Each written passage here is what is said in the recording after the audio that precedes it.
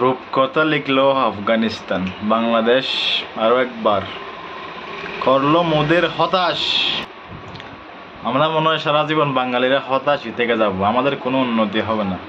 T20 বলেন, one day বলেন, যে বিশ্বকাপে হবে হোক না কেন, হতাশ আর হতাশ, হতাশা আর হতাশা।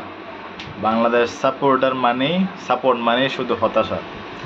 সেই 2015 সালের ওয়ানডে বিশ্বকাপে কোয়ার্টার ফাইনালে উঠেছিল বাংলাদেশ,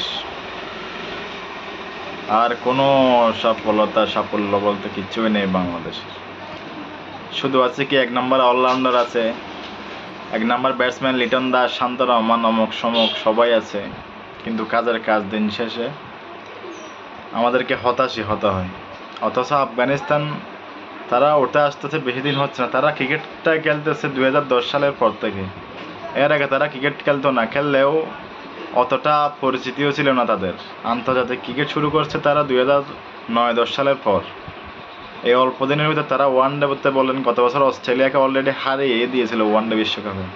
ম্যাক্সওয়েলের সেই 202 রানের ইনিংসটা না হইলে অস্ট্রেলিয়াকে একদম বাড়ি পৌঁছে দিত তারা। এই বছর T20 বিশ্বকাপে আসি কি ঠিকই অস্ট্রেলিয়াকে তারা হারা দিল। গত বছরের প্রতিশোধ তারা এই বছর T20 বিশ্বকাপে আসি ঠিকই লইল। অথচ আমরা কিছুই করতে পারি না, কিছুই না, শুধু হতাশা। লিটন দাস 49 বলে 54 রানে ইনিংস খেললো, এটার কোনো দরকার আছে? সাকিব আল হাসান লামিম অতরা আউট, 1 বলে আউট। তানজিদ হাসান তামিম 3 বলে 0। তারপর অধিনায়ক শান্তি রহমান 5 বলে 5।